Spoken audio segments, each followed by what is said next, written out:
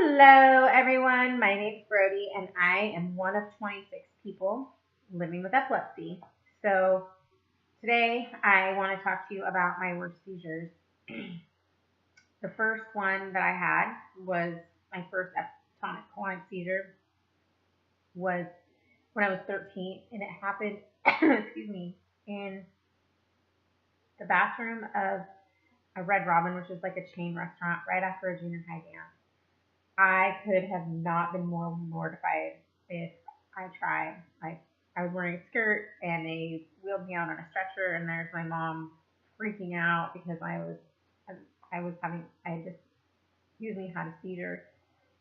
It was horrible, I'm sure, from her point of view and from mine. I didn't even want to go back to school. When I did, I was teased to no end for like 3 days because I knew how to deal with them, and it was just it just went away. So the next time I had one was when I was driving. I was like 24, and my mom had told me to pull over and get off the phone, and I didn't listen. I had gone to Starbucks to get coffee for my boyfriend at the time and I was on my way back to his place, and I came up to a stoplight, and I had a tonic-clonic seizure. The lucky part of that is that the person behind me knew what was going on, so they were able to get to me, put my car in park, and call an ambulance and get me out of the car. My mom was able to get there pretty quickly. I'm not sure how fast she got there. She lived pretty far away, like 10, 15 minutes away, but she was awake by the time I woke up from my seizure.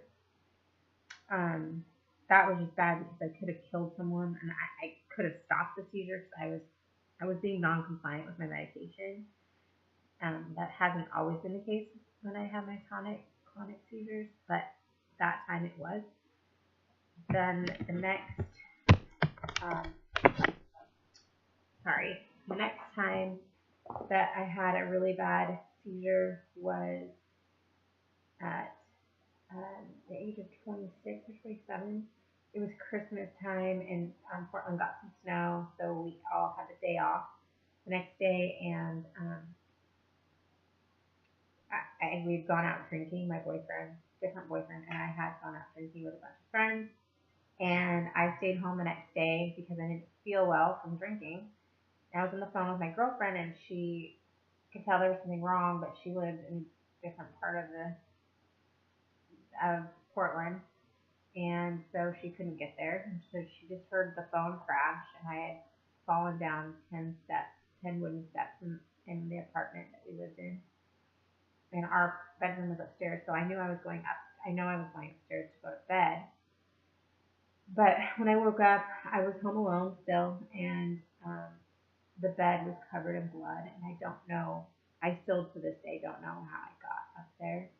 My phone was with me in bed, and usually I'm not coherent enough to even move, let alone make myself get up and go up the stairs. And when I finally did go get up, my face was covered in blood, and I had split my lip open from the impact, and I got a concussion, but it wasn't noticeable quite yet. It wasn't like it didn't show up visibly, which I know it doesn't have to, but because I had fallen down the stairs, they told us to look for swollen eyes or swelling behind the ears, neither of which happened for 2 days. And when it did happen, I remember I sat up in bed 2 days later in the morning, and my boyfriend was getting me coffee, and I sat up, and my eyes swelled shut. Like, they just started swelling shut, and I freaked out, and I called for him, and he came up, and my eyes were like this. Like, I couldn't see out my eyes, and he checked behind my ears, and I didn't have anything behind my ears. So they said I should be okay, that we went to the emergency room anyway, and I then had to explain to the emergency room nurses that I had fallen down the stairs and he had not beat me. Let's see. That was, like I said, Christmas, so my face was mangled up. I mean, split lip. My eyes were swollen. I looked like I'd been in a boxing match, so I spent the entire time like this. And the lesson I learned from that is I really just can't drink. heavily at all. I'm pretty sure that was. I'm pretty sure that was the last time I tried to just act like a normal person that could drink like a fish, and that was it. So then the next time that I had a really bad seizure that actually really scared me, I was this past December, so December 2017.